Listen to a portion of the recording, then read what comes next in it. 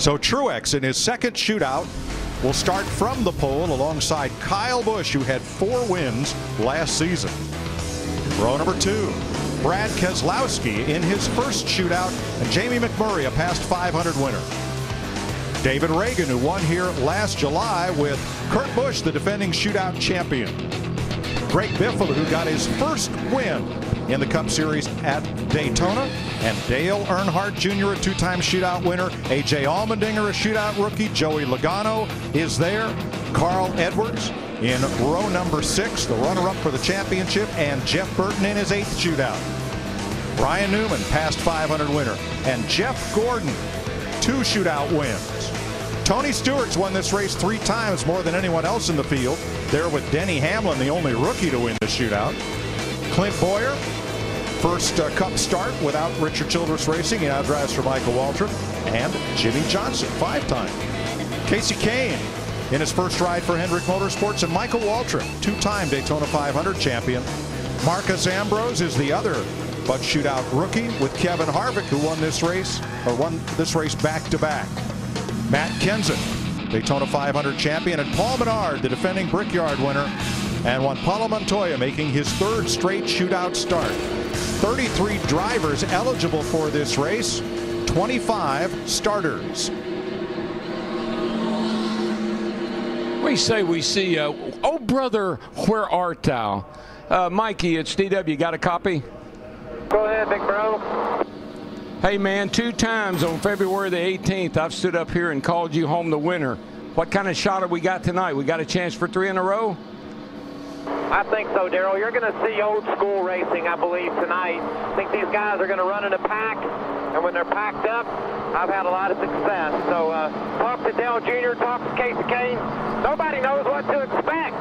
They don't know if they're going to be able to push or not. So you got a great seat up there, and I like what day it is for me.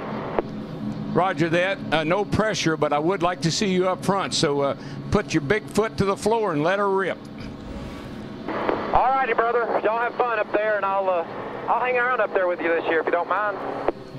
Roger. Ready to race in Daytona. Let's get last-minute updates from our NASCAR on Fox All-Star pit crew, beginning with Dick Berggren. Well, Tony Stewart is a 3-time champion in this series, and he has won more races on this track than anybody else in tonight's event. But last night, a big crash on the track, major damage to the car. The crews say they have the car straightened out, fixed. It's okay. Stewart, confident, relaxed, he's ready to go. Chris Devoda. Last year, Kurt Busch won this race, made the chase, and then found himself standing in the unemployment line. Now trying to rejuvenate his career with a relatively underfunded team, Kurt is also trying to make racing fun again.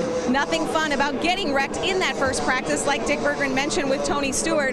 But his boss, James Finch, told Kurt this about tonight: do whatever you have to do to win this race. Now that should be fun for us to watch. Matt?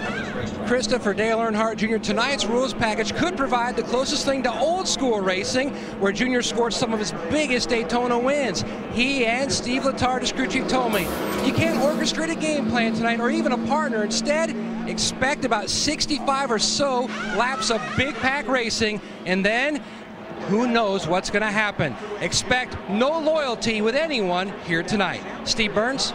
Thank you, Matt. Kevin Harvick is a 2-time winner of the Budweiser Shootout. He went back-to-back in 09 and 2010. Now, he's known as Happy Harvick, but he wants to be referred to as Hungry Harvick. Looking for that first NASCAR Sprint Cup Series championship. He's finished 3rd 2 years in a row. He has a new crew chief. He and his wife, Delana, have sold off their racing teams, and they're expecting their first child. He is focused on winning the championship, and although it's not a points race tonight, his focus is on that title. Jeff Hammond. Well, over here up on top of the spotter stand, the deals have already been made. Believe it or not, the 88, well, he wants to lead, but he wants to get to his best buddy, Martin Truex Jr., who's on the pole. Look for him to make a move early on, and then try to use Martin Truex to not only get up toward the front, but take the lead, flex his muscle. He wants to show this field the way around Daytona, the way he's done in the past, Mike. Thank you, Jeff. The field takes 1 to go, and let's take you back to yesterday afternoon's practice session. The concern about bump drafting. Darrell, explain why Tony Stewart turned Kurt Busch around. Well, all these drivers know that you can push all you want to when you're out to the right of the car, when you're pushing from the right-hand side. But the way these cars are yawed to the left, when you get on that left-hand corner, it just pushes that car right around, spins it out like we saw right there. So these guys have really got to watch that and not get over on that left side, because it's instant wreck. Certainly no intent there. No. Kurt was trying to go high to avoid a slowing Martin Truex. Tony got in the back of him, around he went, and kind of like on the highway, the car in the back is kind of deemed to be at fault, but racing accident. Yeah, I mean, if they could have talked to each other, which that's something that they can't do this year, if the spotter maybe had to give them a little bit better heads up, that maybe could have been avoided, but it's practice. Everybody's all revved up. That happens. 67 degrees. Not too cool an evening here in Daytona Beach. This race is 75 laps. They'll run 25 laps and then have a halftime break, if you will, a 10-minute pit stop. The cars will stop on pit road, and anything you can do on a normal pit stop, the teams will be able to do. Then a 50-lap segment. And 4 cars involved in that crash you just saw will start the race from the rear. And you saw that pit road speed of 55 miles per hour. You're out there racing over 200 miles an hour, make a green flag stop. That can be tricky. And that fuel window, about 44 to 48 laps. Will we see pack racing? Yes. Will we see bump drafting and tandem racing? Yes. We may see a lot of things we haven't seen. Well, we may, but I do think the guys will use these early stages of this race to figure that all out. They'll be working themselves, setting up for the end of this thing, because that's when you're going to see some 2-car tandems, I think. Changes in the rear spoiler height, the bumper height, the new engine management system, a lot of changes, but one thing hasn't changed. The grip on the steering wheel, the foot on the throttle, and the desire to get the 2012 NASCAR season underway as they come off turn 4 and face the start-finish line. This is going to be, we ended the year with so much excitement last year. The championship and a tie. Tony wins with the most wins. What a great finish we had to 2011. But folks, you ain't seen nothing yet. Get up on your feet. Boogity, boogity, boogity. Let's go racing, boys.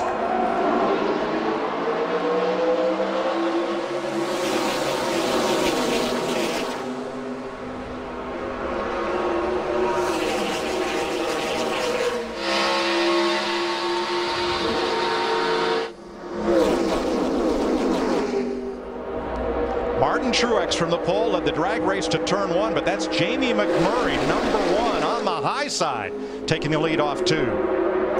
He got quite a push from Dale Earnhardt Jr. in that 88 car when they took the green flag here on the start-finish line area. Joey Logano locked onto the back bumper of Earnhardt, and he goes to the lead entering turn 3. It's been a while since Junior won a race, but the first time he drove a Hendrick Motorsports car right here 3 years ago, he won this very race. 3 wide off turn 4, around a complete lap 1. Dale Earnhardt Jr., Joey Logano, Martin Truex, McMurray side by side with David Reagan. Yeah, I've been watching that outside line. I see Kevin Harvick in the 29 car with his teammate Paul Menard in the 27. They started way at the back of the pack. They've been working that high side. That's one thing, since they resurfaced this racetrack, you can just run anywhere you want to, have tons of grip, no issues in the turns. Jeff Gordon getting a push from Denny Hamlin. You're watching from Kevin Harvick, 29. Way on the high side, McMurray comes up to cover Harvick. That leaves Jeff Burton in the middle. In 31, the cat car. Larry, Harvick runs this race like Dale Earnhardt did. I mean, what do we call him, the closer? And you got to get the job done in a hurry in this race. He is wasting no time getting to the front. Yeah, Kevin Harvick started back in the 22nd position, and we've only run 2 laps, and he's worked his way to the front. I always thought that's what made Dale so great in this race. He was impatient. He didn't wait on anybody. And if you didn't go, he'd make you go. Riding with Carl Edwards. And now Harvick gets up to the back bumper of McMurray. No contact, but McMurray squirts ahead of Martin Truex on the outside. Still a lot of 3 wide in the middle of the pack. Yeah, and you notice not a whole lot of pushing either. I mean, everybody's got a little gap. everybody's being pretty respectful of each other right to this point anyway. Jimmy Johnson audio. The 34 car has David Reagan in it. The 55 is Michael Waltrip. Remember, the 15 is Boyer. And the 22 is Allmendinger. So many changes this year. Drivers need a scorecard. Yeah, could you replay that a couple of times so we can remember? McMurray to the front for Chip Ganassi. Jamie McMurray, past champion of the Daytona 500, puts his #1 in the wind and drops it down to the bottom of the racetrack in front of Earnhardt. That one car, Larry, pretty stout piece, I tell you. Took off and led the thing, and here he sits leading it, coming to the line. Yes, he is, but I'm looking back there. They are 3 by 3 by 3 by 3. This is the kind of pack racing Daytona fans have long been familiar with, and it's a 2-car breakaway. Can McMurray and Logano get away from this field? Doubtful. How long will it take them to run him down? There have been so many aero changes made in these cars. The rear bumper's been extended down to cut the airflow out from the car down some. The rear spoiler's smaller. Lots of aero changes. Hang on, Jamie. You've just been freight trained on both sides. But he jumps back down to the bottom behind Dale Earnhardt Jr. in 88. They cut him a break and let him in. Yeah, he knew better than to close that door because 88 was coming. And Middletown, Connecticut's Joey Logano forges to the front. Michael Waltrip on his bumper, and Harvick is right there in third. And Mikey started back in like, what, 22nd, I think it was. And here he is. So you always worry about where you start in these races. At Daytona, it really doesn't matter. The draft is so effective. Martin Truex to the top spot. Truex, Harvick, Logano. Jamie McMurray in that one, he's not bashful about throwing a block on another driver. He even threw the block on Paul Menard in that 27 right there. As this race starts to get, as everybody starts to get comfortable, Larry, we'll see it more and more and more. They'll start pushing each other a little bit more down the straightaway, a little bit more in the corner, and that's when we got to be careful. And look what happened to Truex on the inside. He had no one to draft with, and he drops back outside the top 10. Pretty amazing that the guys that all started in the back, for the most part, have driven right to the front. Like I've always said, I'd rather be coming than going. Whoa, a little wobbling back there with Matt Kenseth in the 17. And Kurt Busch in the 51. And remember, Kurt Busch started at the back, and that car has no time on the racetrack. That's a backup car. He was one of those drivers involved in that crash yesterday. Turn 4, we may have a new leader. Harvick on the bottom. Nope, not going to do it. Around the high side, Dale Jr., Jamie McMurray, and Kyle Busch in the 18. 1, 2, 3. When we talk about pack racing in the way it used to be, and Michael was saying old school racing, that 88 car, he likes that. Dale Jr. in that 88 car, he likes that high line, and that used to work really well for him down here. Now teammates hook up. 29 Harvick and 27 Paul Menard from Richard Childress Racing. They hook up, and instead of all the tandem racing we saw last year, Darrell, it kind of looks like catch and release racing. I'll help you down the straightaway, then I'll let you go a little bit, then we'll get together and we'll try again. You see it right there, Mike, as you just said. Menard pushed Harvick down the back straightaway into the third turn, but he had to get off of him, and that opened the door for Dale Jr. to come right back. But one reason that they have to do that is because these cars start overheating a lot quicker with the rule package that we have right now. And they don't just start. Trouble turn 2. No. 5, 6 cars in it. And more.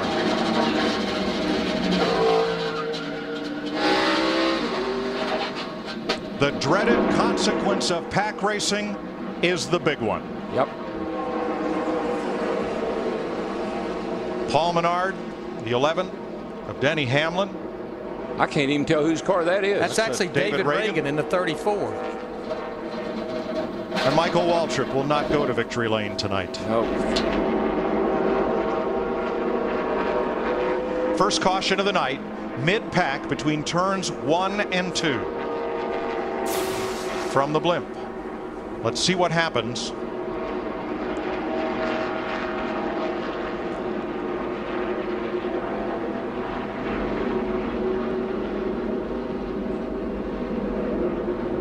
Murray in the one coming up, and Reagan gets in the back of Menard. Yeah, that's what happened. He got down on that left side and pushed him right around. You just cannot touch a guy on the left rear corner or you're going to wreck him. Montoya and Gordon get away. Kenseth's involved. The 55 of Michael Waltrip, heavy damage. Tony Stewart in the 14 scoots through.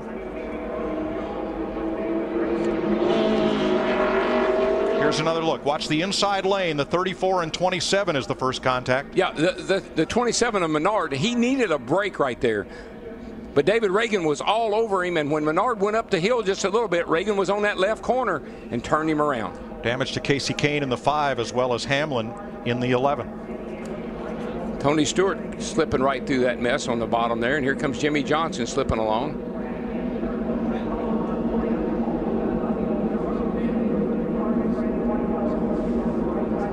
Now on this next replay, watch the 24 of Jeff Gordon come into view here along with the 17 of Kenseth. Little bump. Kenseth contact with Burton. He is sideways. He's in it. And Gordon, bump, and by. I have seen Jeff Gordon do that so many times, and that's just experience and keeping your cool and driving through it and not trying to avoid it. It's right along inside the Farmers Insurance car. Check up. Get low if you can. Oh, man. Got up into the walk-in. He got the right front corner. Big bump for Casey Kane.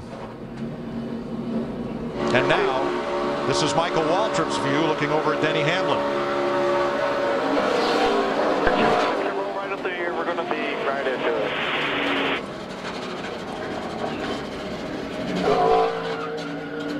it. Not so pretty pictures from our new Fox side view cam on Michael's car. Jimmy Johnson, 38.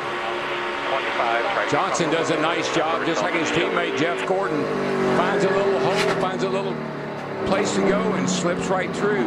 Even with these cars, know you're going to come down the hill, but he makes it by. One more look, super slow-mo. We've completed 10 of 75 laps. Big pileup between turns 1 and 2 in the Budweiser Shootout. 15 to go in this first 25-lap segment. Caution on the racetrack and pit stops taking place. Krista. Carl Edwards in, so is Kurt Busch. Right now, the biggest issue with Kurt Busch's car is they had to replace the shifter knob. It's loose, Matt. And Jeff Gordon had a slight damage to the left rear area. They're going to work on that. They had a rub. Other than that, Gordon felt very lucky to get through that incident.